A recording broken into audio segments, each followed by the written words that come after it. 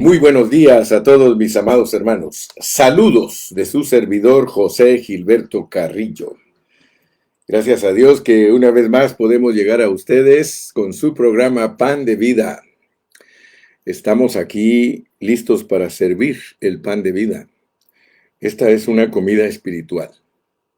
Yo siempre pienso en que el Señor es la verdadera comida y que nuestra comida material o física solo es una sombra de la verdadera comida. La verdadera comida es Cristo. Vamos a orar. Padre Celestial, te damos gracias en esta mañana por la gran bendición que nos concedes de poder seguir escudriñando tu palabra. Estamos estudiando tu palabra en primera y segunda de Tesalonicenses y estamos entendiendo que el apóstol Pablo dio instrucciones acerca de tu venida.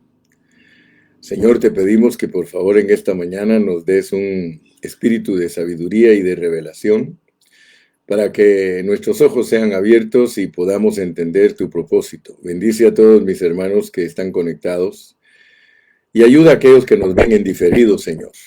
Padre, en tu nombre maravilloso nos ponemos en tus manos y sabemos que nos vas a dar de nuevo una bendición grande con tu palabra.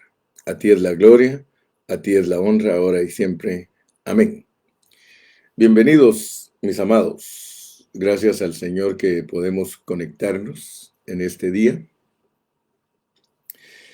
Y hoy queremos continuar hablando acerca de el mensaje que Pablo les escribió a los tesalonicenses. Y hay algo que me llama a mí la atención y es de que el apóstol San Pablo, aun cuando los hermanos de Tesalónica eran recién convertidos, él les habló de el regreso del Señor Jesucristo. Algunos de nosotros a veces decimos, no, a los nuevos no hay que enseñarles cosas profundas. Pero lo que nos debe de maravillar a nosotros es de que Pablo,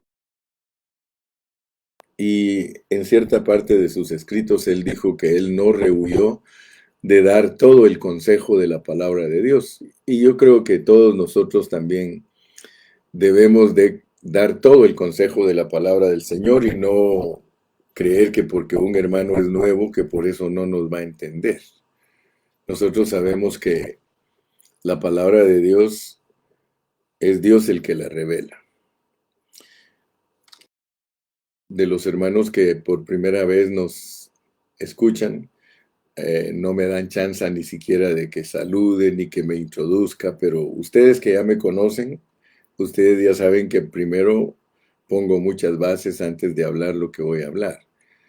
Creo que cualquier predicador siempre da un preámbulo, pone una base antes de decir lo que va a decir, y aún yo lo he dicho, que a veces lo que queremos decir solo se ocupan 10 o 15 minutos, pero que tenemos que usar a veces 45 minutos para darnos a entender.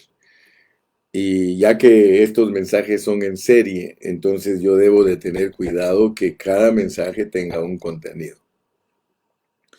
Así que les ruego por favor a mis oyentes que me tengan paciencia, que no se precipiten, porque ayer entró un hermano que precipitadamente mientras Dios estaba saludando, bueno, ¿qué va a enseñar pues? Ya, o sea que pude percibir su espíritu de impaciencia. Pero gracias a Dios por Lalo, porque Lalo le puso, hermano, tranquilo, escucha, no juzgues por 5 minutos de oír a un hermano, porque a veces hay hermanos que me recomiendan, pues hay hermanos que dicen, oye, Carrillo, y entonces algunos de curiosidad me escuchan, porque yo sé que hay hermanos que me conocen bien y ellos son los que me recomiendan. Yo bendigo a todos mis hermanos que me recomiendan para que me escuchen, porque el propósito no es para adquirir nada personal, no es adquirir dinero, no es adquirir fama, no es adquirir admiración, no. Yo no estoy aquí para ser admirado. Hermano, yo estoy aquí para bendecirte con la palabra del Señor y esa es mi carga. Así que tranquilo, no te preocupes, solo dame chance, escúchame hasta el final. porque cada hora de mi enseñanza te va a edificar. Segurísimo que te va a edificar porque yo he orado antes de hablar. Entonces, la carga que tengo y por lo que estoy diciendo es porque Pablo, cuando él vino a los tesalonicenses, él les dio cosas que posiblemente nosotros no se las daríamos a los cristianos nuevos. Y por eso estoy ocupado en primera y segunda de Tesalonicenses y estoy consultando los versículos una y otra vez. Recuérdate que en primera Tesalonicenses, especialmente en el capítulo número 4, dice: tampoco queremos, hermanos, que ignoréis acerca de los que duermen. Y en esos versículos del 13 al 18, el apóstol San Pablo explica la esperanza que nosotros tenemos como cristianos y la no esperanza que tienen los que son incrédulos. Y se nos habla de la venida del Señor. Y ya entendimos, gracias a Dios, que la venida del Señor tiene que ver con recibirlo en las nubes, recibirlo en el aire. Pero seguido a eso entramos al capítulo 5 y hablamos de los tesalonicenses ya les habían enseñado acerca de la venida del día del Señor, que es castigo para los incrédulos, pero que para nosotros no es castigo, porque nosotros no hemos sido puestos para ira, ¿ok? Entonces, gracias a Dios que en Primera Tesalonicenses entendimos eso y también entendimos que nosotros debemos examinarlo todo y retener lo bueno. Hace años atrás yo aprendí de nosotros no debemos plumas ni los huesos de los hermanos. Por ejemplo, el hermano Carrillo tiene plumas y tiene huesos, pero tiene carnita. Estamos hablando como que yo fuera un pollo. No te comas mis plumas, ni te comas mis huesos, pero examina lo que hablo y cómete la carnita. Por eso dice: examinadlo todo, retened lo bueno. Gracias al Señor. Ok, entonces, cuando les escribió a los tesalonicenses, llevaba una carga en su espíritu y era corregir la deficiencia que había en esa iglesia respecto a la venida de Cristo, respecto a la venida del Señor y respecto a la venida del día del Señor. Y entonces por eso él vio que los hermanos tenían una concepción en sus mentes respecto al tema del regreso del Señor, de su parusía. Ahora, yo quiero decirte, mi hermano, lo mejor que podemos hacer es mantenernos en la revelación contenida en la palabra de Dios. Los cristianos han estudiado el tema del arrebatamiento desde hace muchos siglos y como consecuencia ya se han producido varias escuelas doctrinales respecto al arrebatamiento, a la venida del Señor. Sin embargo, nosotros tenemos que guardarnos siempre en lo escrito, porque para eso es. Segunda Tesalonicenses nos da mucha claridad al respecto. En primera solamente nos da un panorama general, pero ya al entrar a segunda de Tesalonicenses, Pablo menciona el tema del arrebatamiento, ya no en una manera muy general, sino que ya lo explica con unos detalles más. Por eso es de que tenemos que ir a segunda Tesalonicenses y darnos cuenta en el capítulo 2 que ya él allí dice: pero con respecto a la venida de nuestro Señor Jesucristo y nuestra reunión con Él en el aire, os rogamos, hermanos, que no os dejéis mover fácilmente de vuestro modo de pensar, ni os conturbéis, ni por espíritu, ni por palabra, ni por carta, como si fuera nuestra, en el sentido de que el día del Señor está cerca. Y él allí incluye las dos cosas. Incluye la venida del Señor, que es nuestro encuentro con Él en el aire, e incluye también la venida del día del Señor, que es el castigo para los incrédulos. añade en el versículo 3 y dice, nadie os engañe, nadie os engañe. Entonces yo quiero que tú sepas que en lo que concierne al arrebatamiento de la iglesia, en lo que concierne a la venida del día del Señor, hay, porque si no, no nos dijera nadie os engañe. Y la razón por la cual él escribe que nadie nos engañe es porque dice que no vendrá sin que antes sucedan ciertas cosas. Entonces, hoy vamos a aclarar muchos asuntos que debemos de conocerlos sobriamente. Hoy vamos a aclarar detallitos, detalles que tú ya me has escuchado, pero que tal vez todavía no estás bien ubicado 100%. Entonces yo hoy voy a poner las piezas en el lugar que van para que cada día estés más sobrio, cada día tu hablar sea más entendible. Es lo que yo trato, que cada día nuestro hablar sea más entendible debido a que la revelación de Dios es progresiva. Si yo me hubiese quedado tranquilo hace 25 años como un pastor tradicional, pues yo estuviera ministrando como ministran la mayoría de siervos. Yo me hubiese quedado ahí en ese evangelio tradicional que no ayuda a nadie a crecer en la vida espiritual, mucho menos a ganar a Cristo para vivirlo y experimentarlo. Entonces quiero que me entiendas, pues, que hubo una razón por la cual Dios me movió para salir de esa rutina en la que están muchos cristianos. Quizá me digas que soy criticón, yo no sé, pero no estoy hablando en una manera crítica, sino que estoy tratando de enseñar y tal vez sí estoy criticando, pero no para destruir, porque yo nunca he dicho que lo que han hecho los cristianos tradicionales es malo. Jamás me vas a oír de mis labios y decirte que lo que los hermanos tradicionales han efectuado es malo. Estaría negando el mensaje del Señor si no estoy hablando de salvación. Y muchos deben de entender que yo no estoy enfocado en la salvación, yo estoy enfocado en el reino, porque la salvación es una dádiva y el reino es una recompensa. Las pláticas del hermano Carrillo se centran en que tú seas un cristiano vencedor.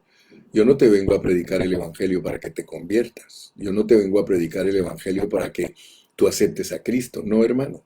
Yo te estoy predicando el evangelio para que heredes el reino de Dios.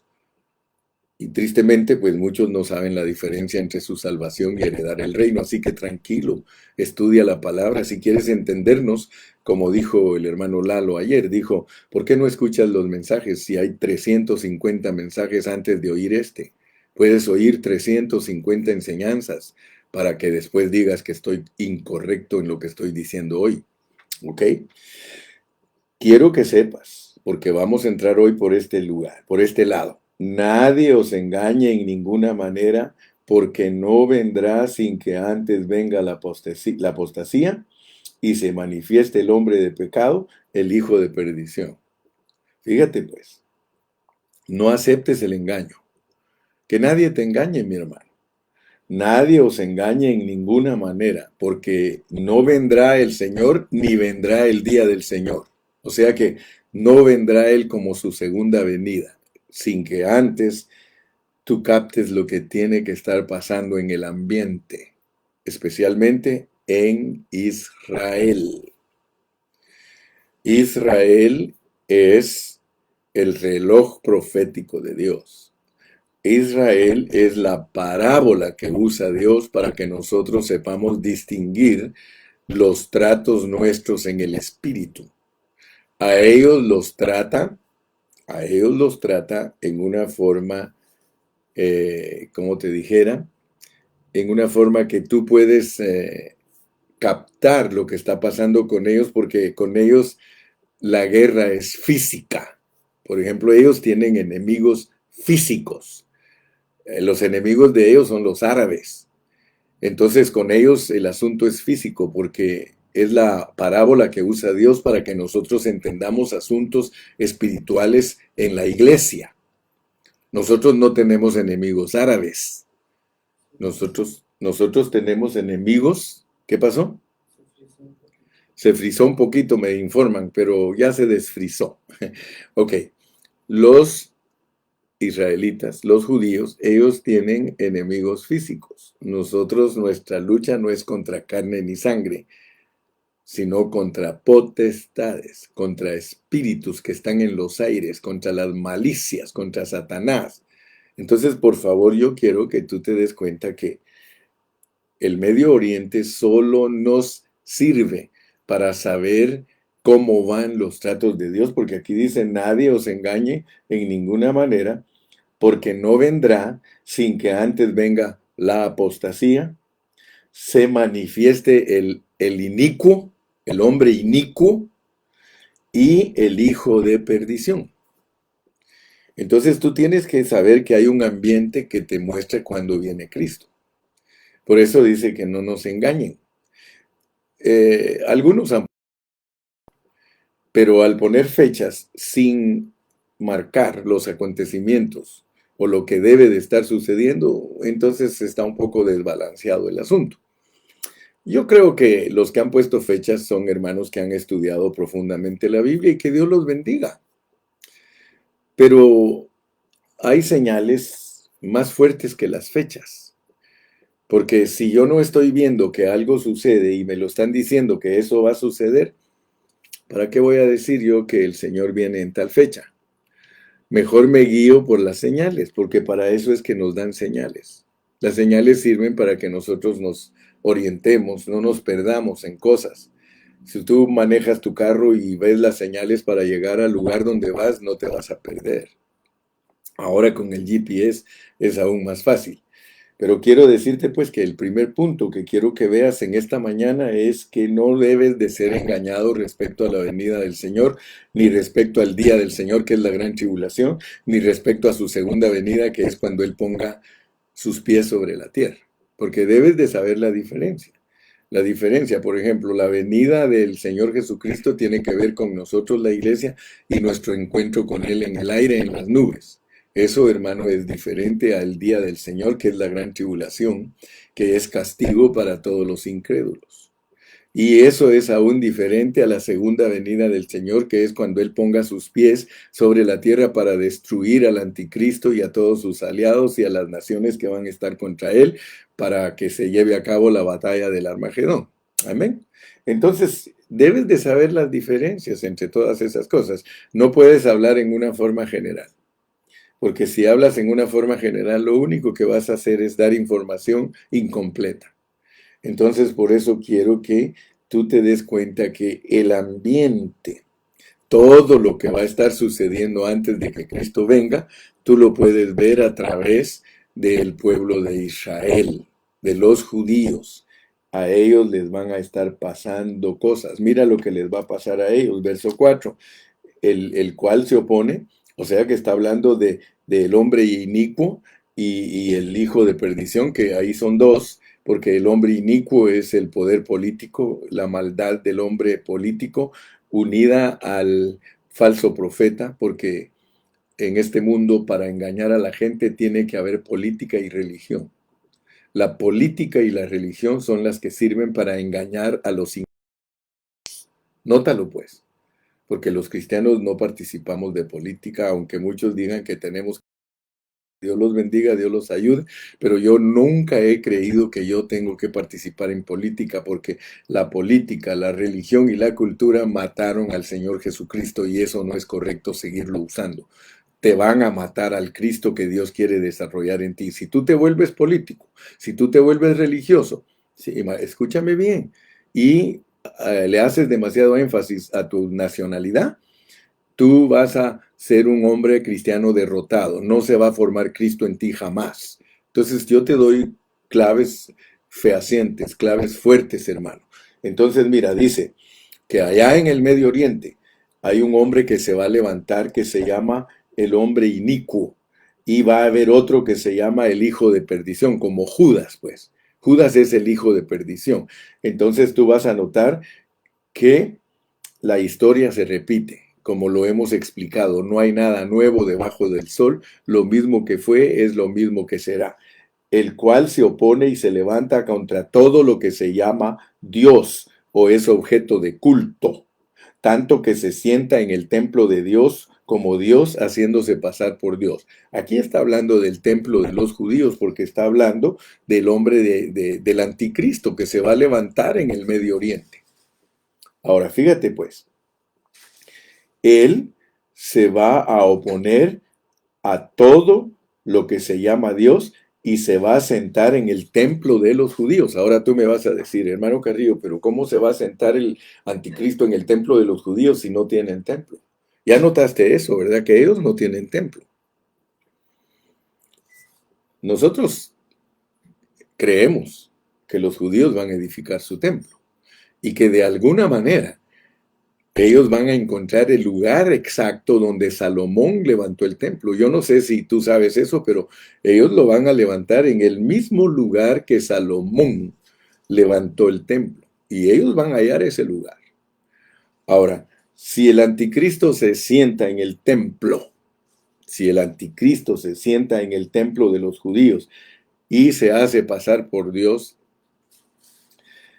hermano, quiere decir que por muy deprisa que tengamos la venida del Señor, todavía no viene porque no está hecho el templo.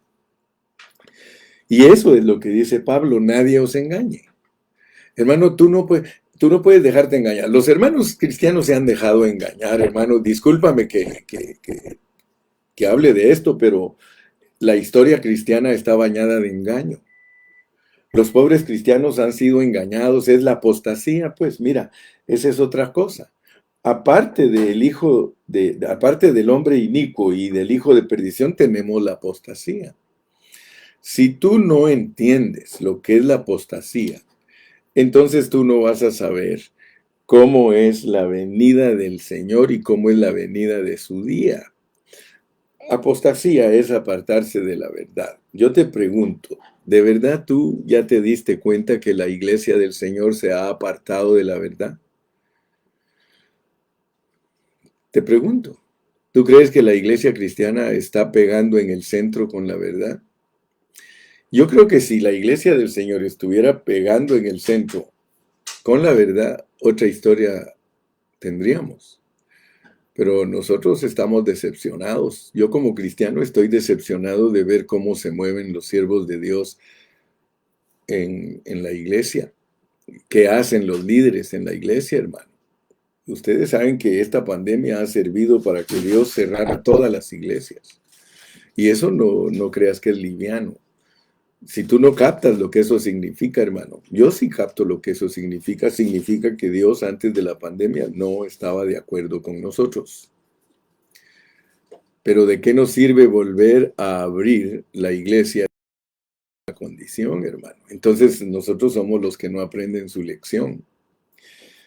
Tenemos que saber que hay un ambiente que va a rodear al mundo antes de que Cristo regrese. Apostasía, fácil de identificar, pero todavía no ha aparecido el anticristo ni el falso profeta, ni se ha levantado el templo.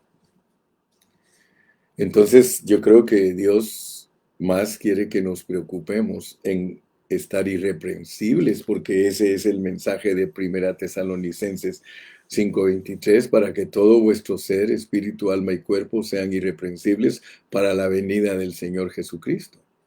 Entonces yo quiero que de verdad me entiendas lo que estoy diciendo, porque puede ser que lo agarremos al revés.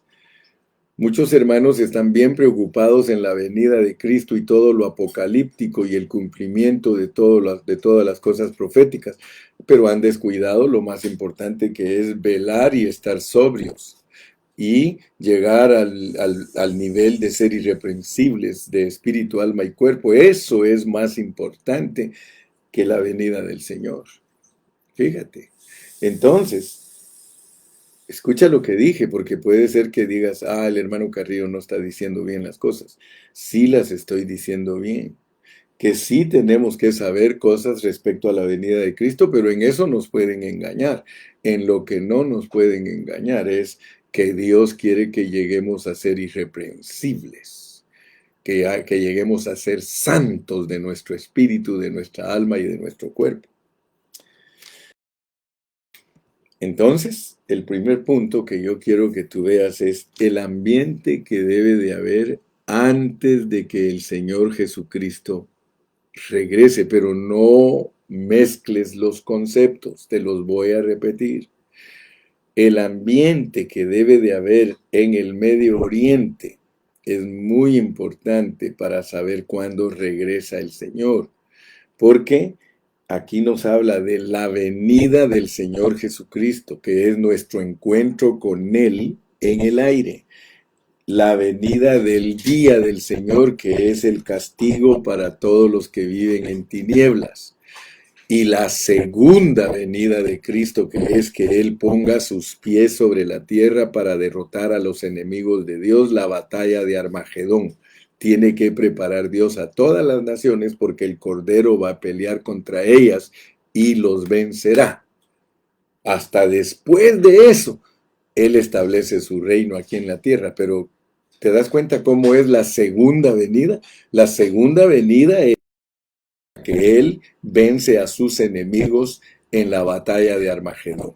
Allí es la segunda venida de Cristo a la tierra, porque las venidas del Señor son a la tierra. Él vino la primera vez, nació aquí, vivió aquí, aquí fue crucificado y aquí resucitó. Esa es la primera venida. La segunda venida de Cristo es que Él ponga sus pies sobre la tierra. Por eso te digo, no te confundas. Porque para nosotros no es la segunda venida, para nosotros es la venida del Señor Jesucristo, la parucía en las nubes. Ahí lo tenemos que ir a recibir. A nosotros nos saca de esta tierra, nos arrebata porque nos tiene que sacar de aquí, porque si no nosotros pereceríamos en la ira de Él. ¿Ok? Entonces, ¿entiende bien eso?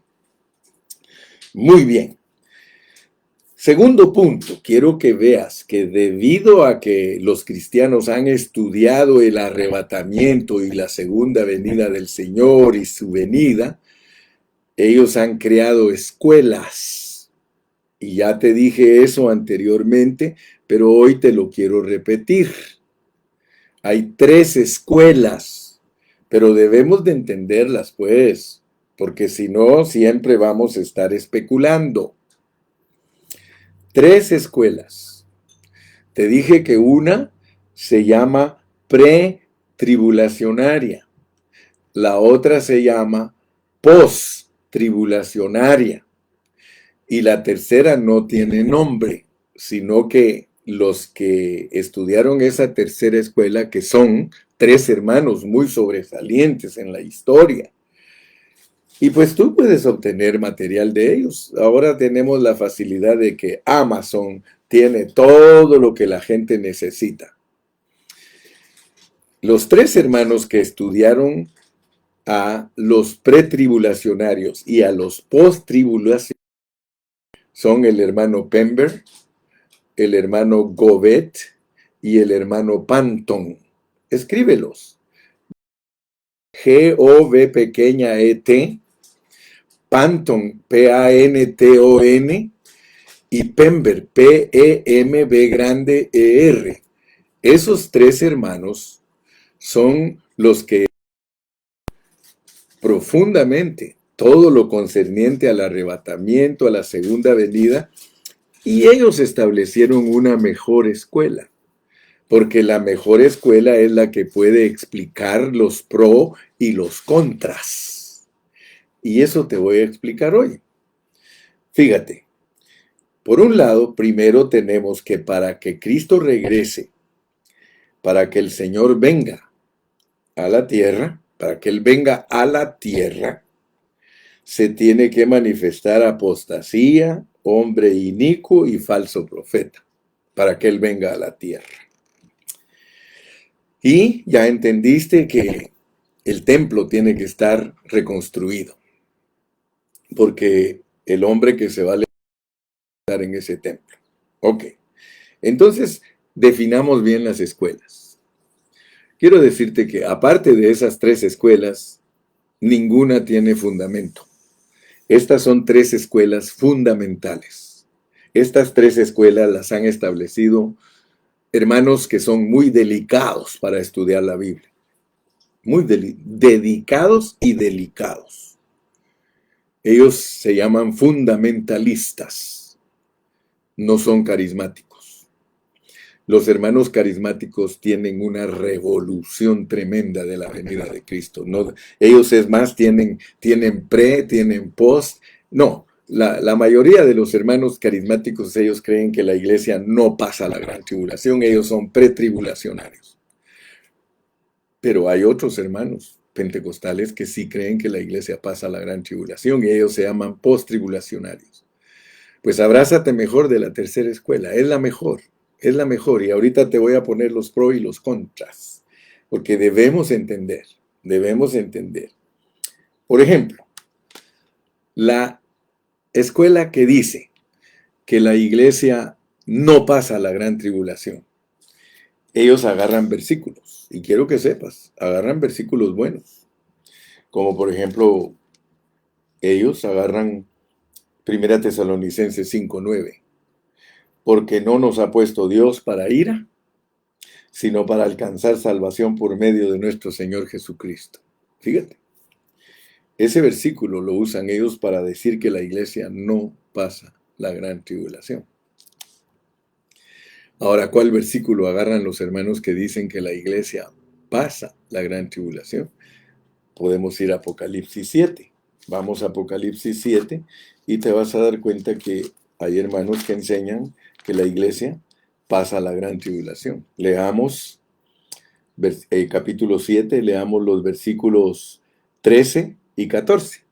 Allí dice: entonces uno de los ancianos habló diciéndome: estos que están vestidos de ropas blancas, ¿quiénes son? ¿Y de dónde han venido?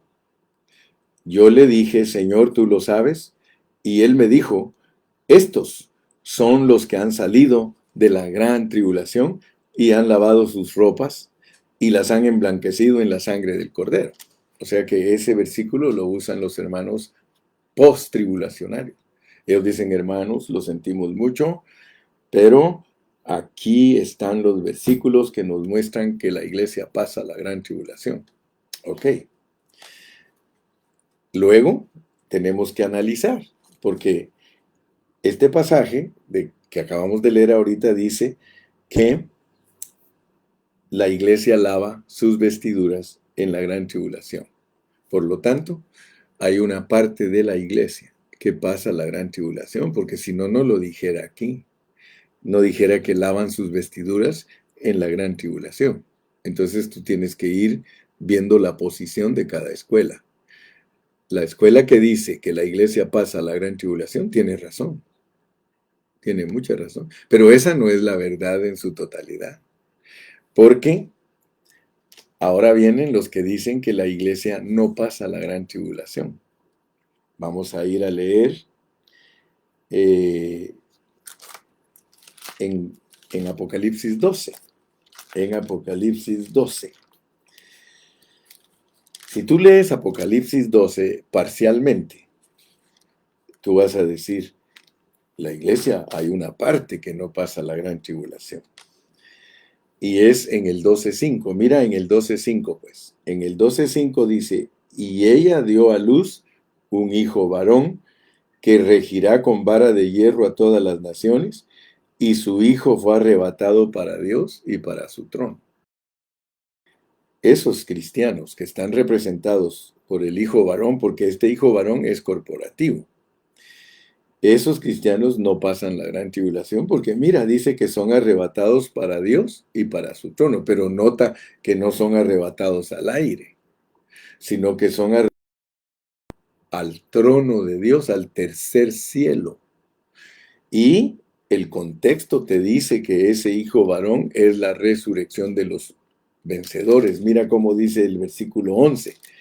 ¿Quiénes son ese hijo varón? El contexto te dice: y ellos le han vencido por medio de la sangre del Cordero y de la palabra del testimonio de ellos, y menospreciaron sus vidas hasta la muerte. El hijo varón son todos los cristianos que se mueren antes de que Cristo, fíjate, antes de que Cristo se venga del trono. El hijo varón representa a todos los cristianos que fueron mártires, que murieron porque eran personas lavadas con la sangre del Cordero, eran predicadores, el testimonio de ellos en sus labios, y menospreciaron sus vidas hasta la muerte, a ellos los mataron por ser cristianos. Entonces nota que ese grupo de personas no pasa la gran tribulación. ¿Por qué? Porque ellos estaban muertos cuando el Señor empieza su, eh, su programa de regreso y que tiene que ver con la resurrección. Porque yo quiero que entiendas que los 3 años y medio que el Señor va a operar, los va a operar en el cielo, en la nube, ahí escondidito, ahí va a estar los 3 años y medio, mientras aquí abajo se esté llevando a cabo la gran tribulación. Y quiero que veas pues que esos 3 años y medio Él va a estar allí escondidito, y hasta después que arregla todos los asuntos con su iglesia, Él va a bajar para tener cuidado de Israel, que va a estar en apretura, y de castigar a todos los enemigos, a los mundanos, a los árabes, a las naciones aliadas, a los que van a estar contra Israel y contra la iglesia, por supuesto. Entonces quiero que por favor veas ese detalle, porque el Señor primero está en el trono, al trono le llega el primer grupo de hermanos resucitados.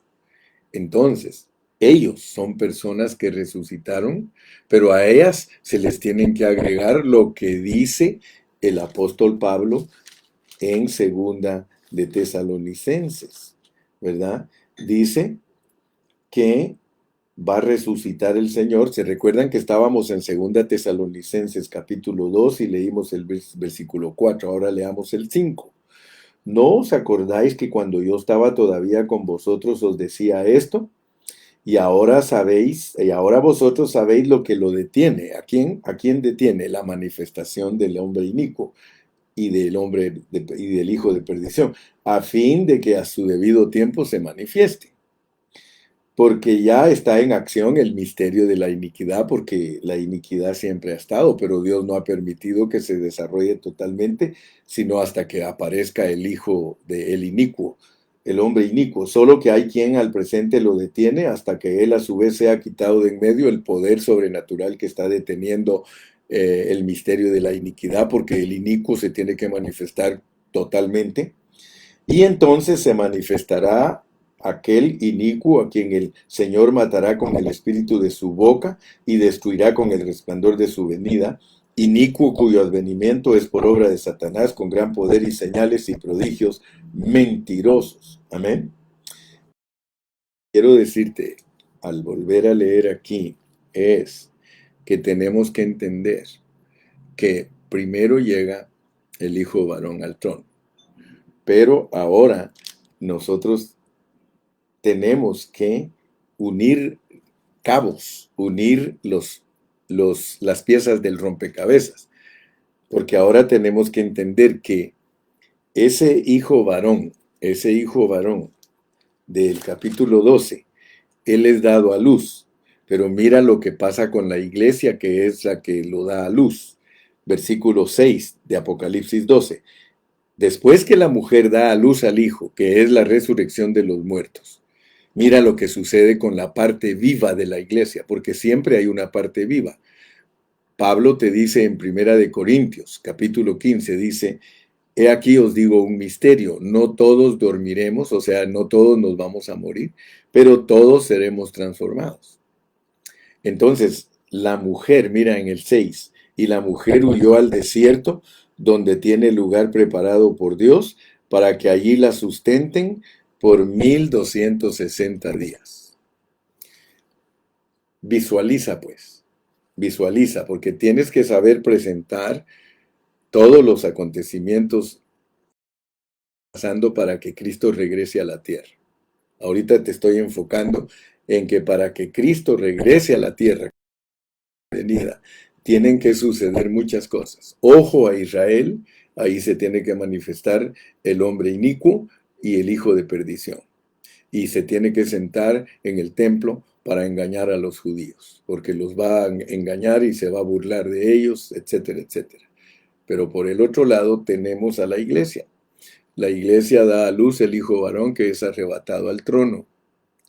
Todo eso tiene que pasar antes de que Cristo regrese a la tierra. Ahora tenemos que la parte que se queda viva de la iglesia se va al desierto. Tú sabes que estas son figuras. En el desierto la iglesia es probada, porque el desierto es para probar los corazones de los hijos de Dios. Tú sabes cómo lo declara en Deuteronomio 8:2, dice, y te traje estos 40 años en el desierto para probar y saber qué había en tu corazón. La iglesia, al no ser hijo varón, ella se queda en la tierra porque esta parte tiene que ser probada, tiene que ser enviada al desierto. La iglesia es enviada al desierto y ya te demostré en el capítulo 7 que durante ese periodo de 1260 días, la iglesia lava sus vestiduras. Quiere decir que ir al desierto es ir a lavar las vestiduras. Ok, entonces ya tienes allí al hijo varón y tienes al resto de la iglesia probada en el desierto. Pero hay otro asunto que debemos ahora unir y está en el capítulo 14. En el capítulo 14 mira lo que sucede. Versículo 1. Después miré y he aquí el Cordero estaba en pie sobre el monte de Sión. Nosotros no tenemos revelación de posiciones. Digamos, nosotros no podemos decir el trono de Dios permanece para siempre en el tercer cielo. No, no, no. Debes de entender que el trono de Dios se mueve junto con Cristo. El trono de Dios va a estar a donde esté Cristo. Por eso vas a encontrar, y yo tomé todas mis notas antes de venir a explicarte todas estas cosas.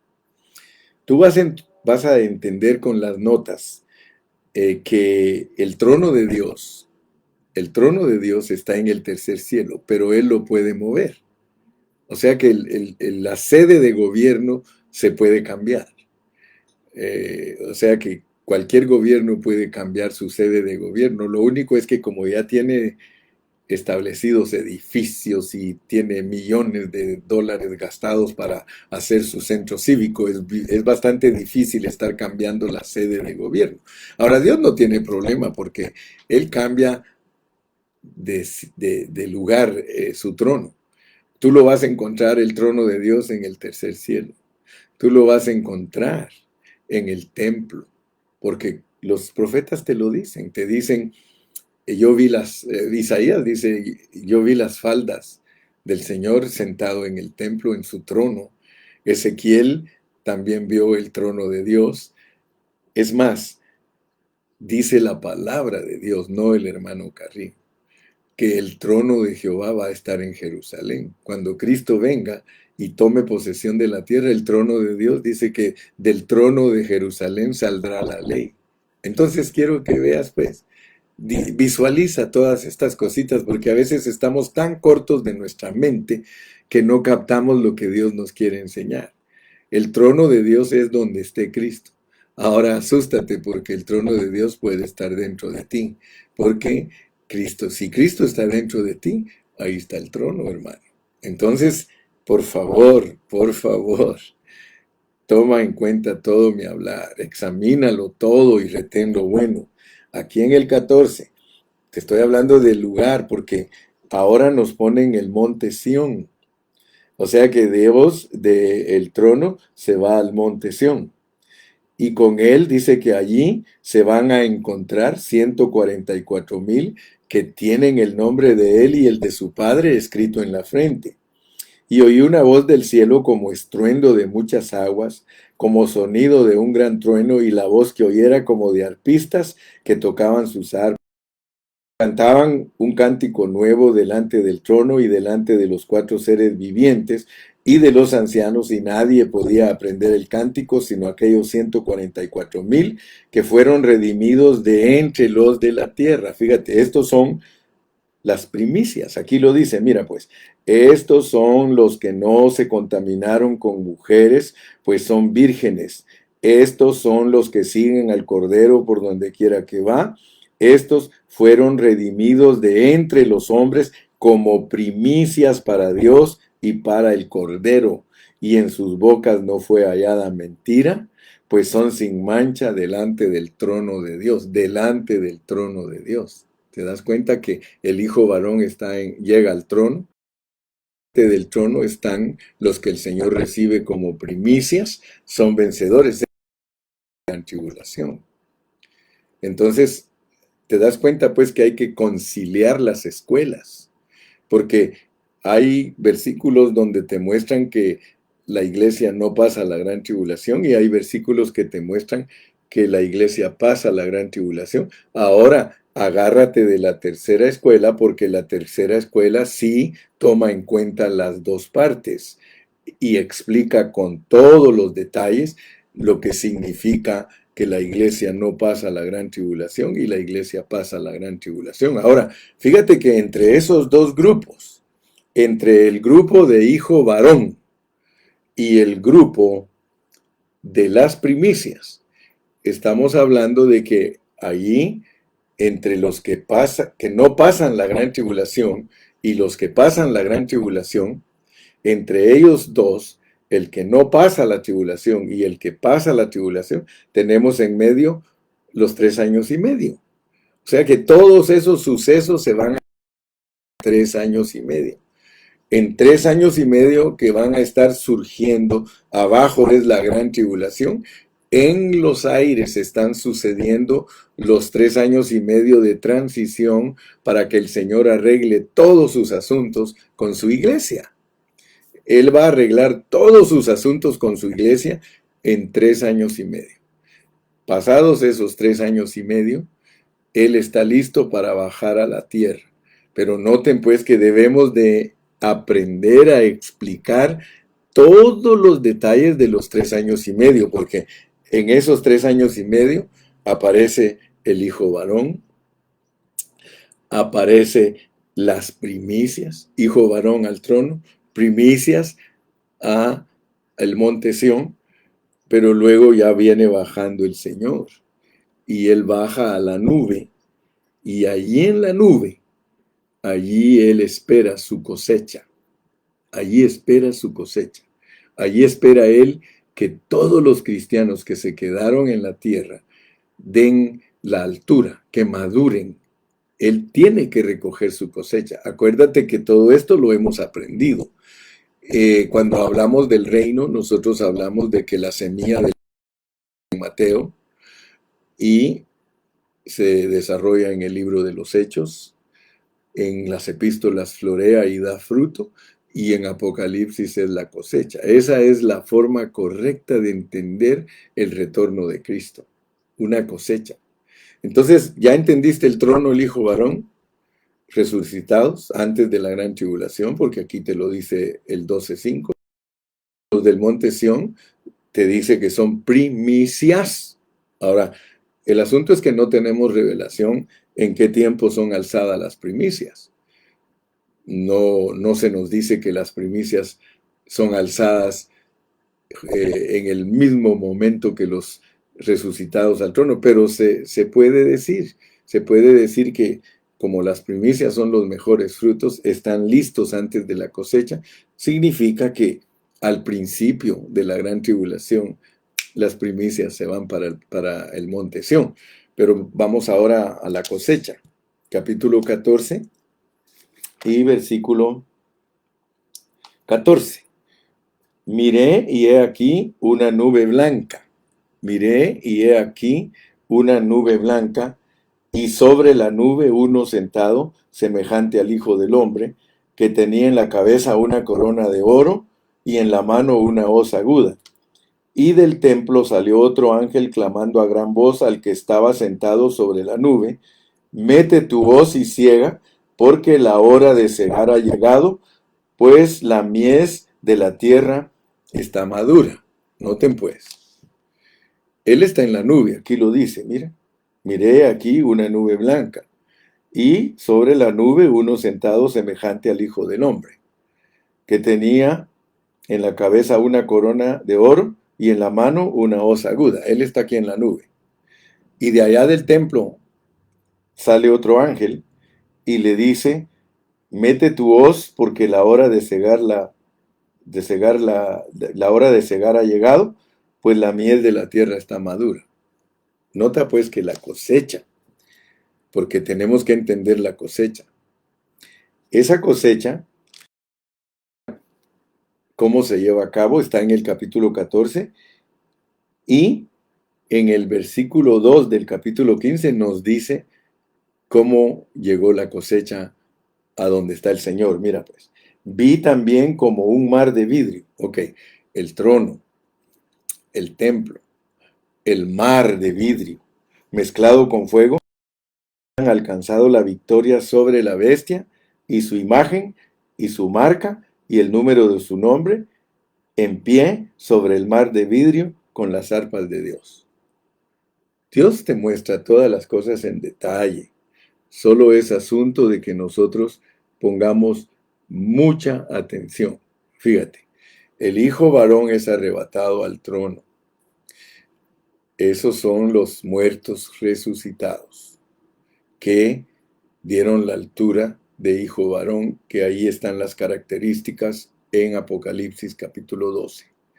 Luego te muestra Dios las primicias que suben al templo, al monte Sión, porque las primicias siempre iban al templo. ¿Ok?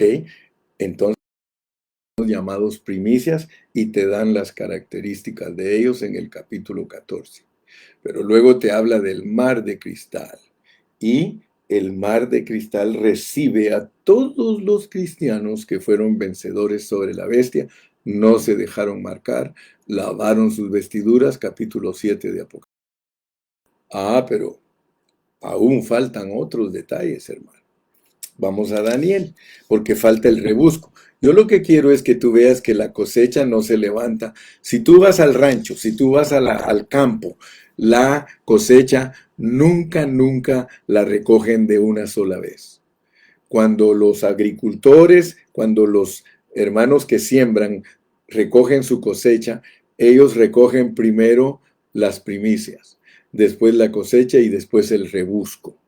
Así es la figura que Dios nos pone en la Biblia para entender la venida de Cristo. Primero Él recoge sus primicias, luego Él recoge su cosecha y luego Él recoge. Ahora nota pues, el hijo varón tiene que ver con los muertos resucitados, por eso está aparte. La resurrección está aparte. Pablo dice que primero van a resucitar los muertos y que ninguno de los que estén vivos se les puede adelantar.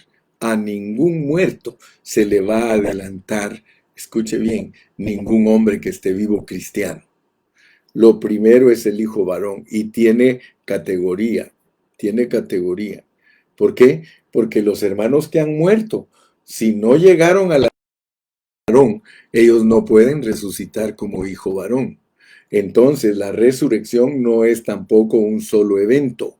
No es de que ya resucitaron todos, sino, mira, en esos 3 años y medio, por la resurrección, de acuerdo al orden de cada uno de nosotros en lo que alcanzó como galardón. Mira pues, el hijo varón es punto y aparte. Son todos los mártires del Señor. Ahí está Pablo, ahí están los apóstoles, ahí está Moisés, ahí está Aarón, ahí están todos los que dieron su vida por Dios. Después de eso, tienes que entender que hay gente viva en el tiempo del regreso del Señor, pero también hay gente que ya murió y no fueron hijo varón. Todos los hermanos que no fueron hijo varón tienen que resucitar de acuerdo al orden donde murieron. Por eso Eclesiastés nos pone que el árbol a donde cae, al lado que cae, dice ahí se queda. Todos nosotros, en el grado que morimos, es en el grado que vamos a resucitar. Pero la resurrección toma 3 años y medio para que cada uno resucite con el grupo de los que estén levantando. Me explico, ¿verdad? O sea, si alguien una calificación de 30 a 100, porque nadie puede entrar si es menos de 30. La revelación es que el fruto de Dios es de 30, 60 y de 100. Ok. Pero eso no significa que estrictamente no hay de 32, no hay de 35, no hay de 40, no hay de 60. Este es como un examen que te dan calificaciones de 1 a 100 y de acuerdo a tu conocimiento al pasar el examen vas a obtener tu calificación. Lo mismo es en la resurrección, las glorias. Por eso Pablo dice, una es la gloria del sol, una la gloria de la luna y otra la gloria de las estrellas. Así que yo quiero que por favor veas, porque te estoy poniendo en claro los asuntos para que aprendamos a explicarlos bien. Si tú no entiendes en la primera pasada, regresa el video y vuélvelo a escuchar y vuélvelo a escuchar porque te estoy dando ubicación, dando los asuntos, te los estoy poniendo en la forma que debes aprender a explicarlos. Hijo varón al trono, primicias al monte Sión, cosecha al mar de cristal. Ah, ¿y el aire qué? ¿Y el aire qué? ¿Te das cuenta? En el aire hay que ir a recibir al Señor. Ahí lo reciben todos los hermanos que no son hijo varón, todos los hermanos que no son primicia y todos los hermanos que no son mártires en la gran tribulación.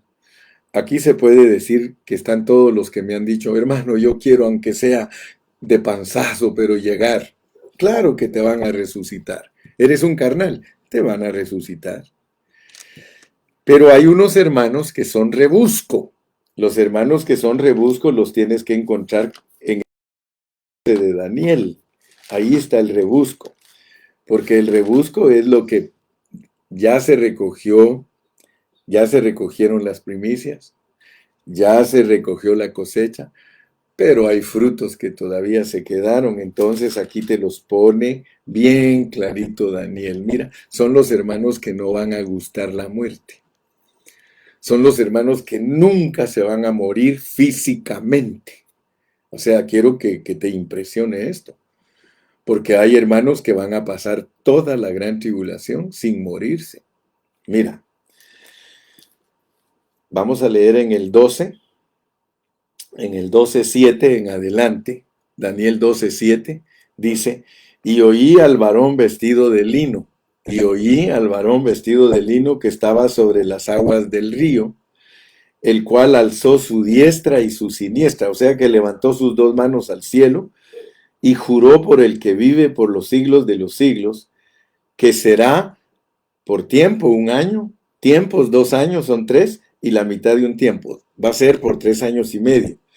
Y cuando se acabe la dispersión del poder del pueblo santo, todas estas cosas serán cumplidas. Oí, mas no entendí.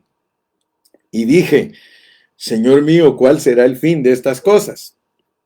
Él respondió, anda, Daniel, pues estas palabras están cerradas y selladas hasta el tiempo del fin. Muchos y emblanquecidos y purificados.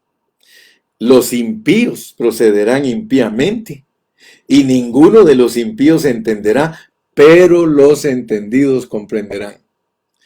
Y desde el tiempo que se ha quitado el continuo sacrificio, o sea, desde la muerte de Cristo a la mitad de la semana, y desde el tiempo que se ha quitado el continuo sacrificio, o sea que los judíos sacrificaban y sacrificaban, pero cuando vino Cristo y murió en la cruz, como lo explicamos en Daniel 9:27, la mitad de la semana, mira que aquí en este versículo 11 está la mitad de la otra semana y la otra mitad de la otra semana, y desde el tiempo que se ha quitado el continuo sacrificio, la mitad de la semana, hasta la abominación desoladora, habrá 1290 días.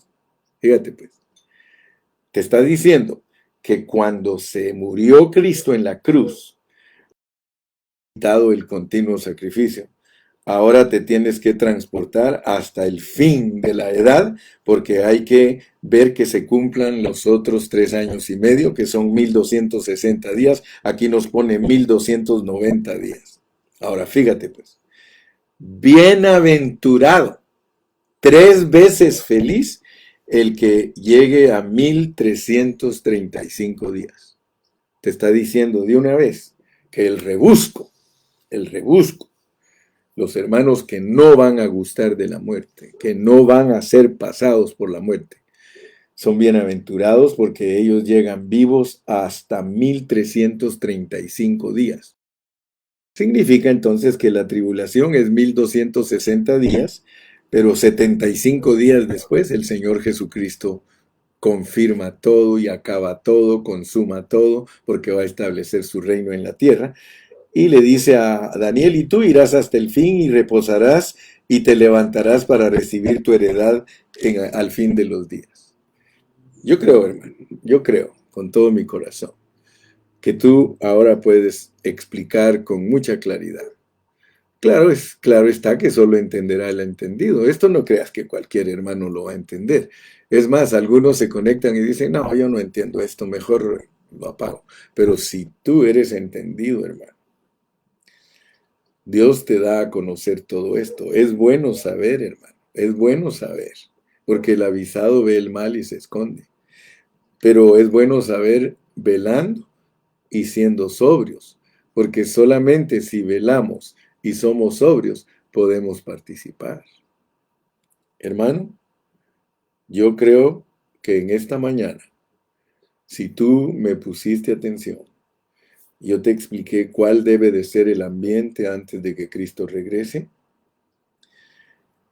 qué cosas deben de suceder antes de que Él regrese, cuál es el balance de la verdadera enseñanza correcta, que no es la escuela pretribulacionaria ni la escuela posttribulacionaria, sino la escuela que cubre a las dos escuelas y da los detalles para entender lo que es el trono, el monte Sión, la cosecha y el rebusco.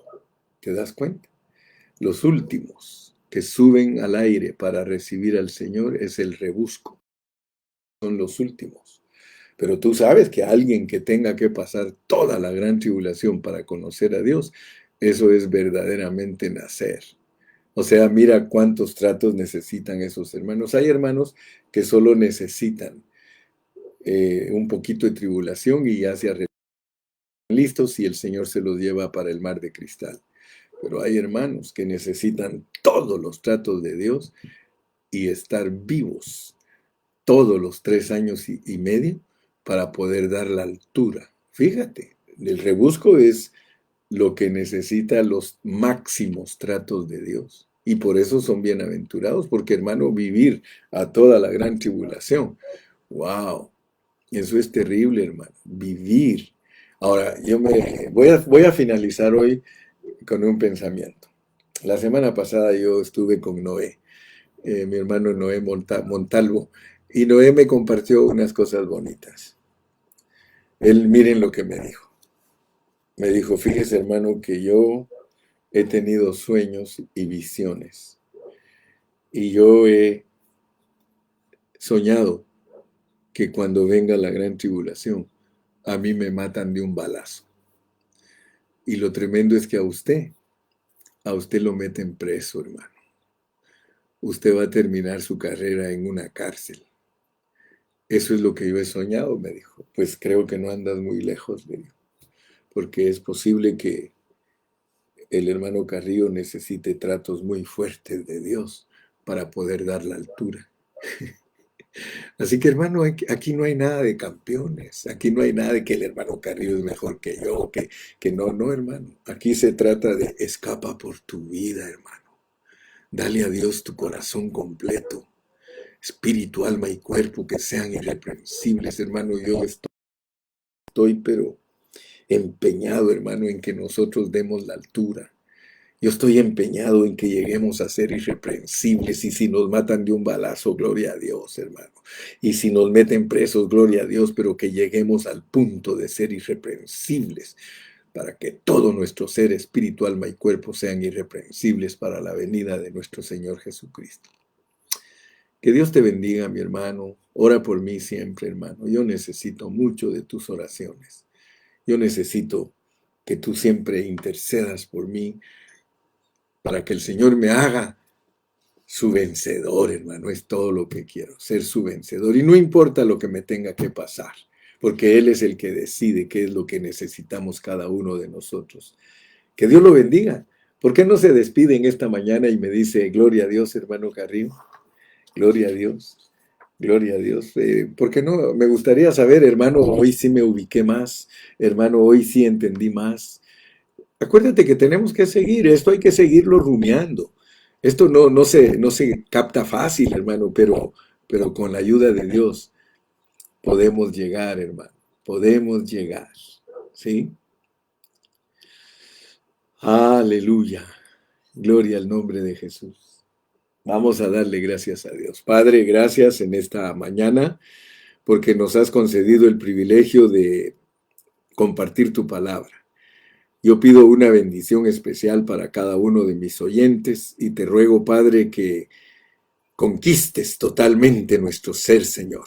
Queremos ser los hombres y mujeres irreprensibles en su espíritu, en su alma y en su cuerpo. Ayúdanos, por favor, en tu nombre precioso. ¿Dices amén? ¿Dices amén? ¿Dices gloria a Dios? ¿Dices aleluya? ¡Uf!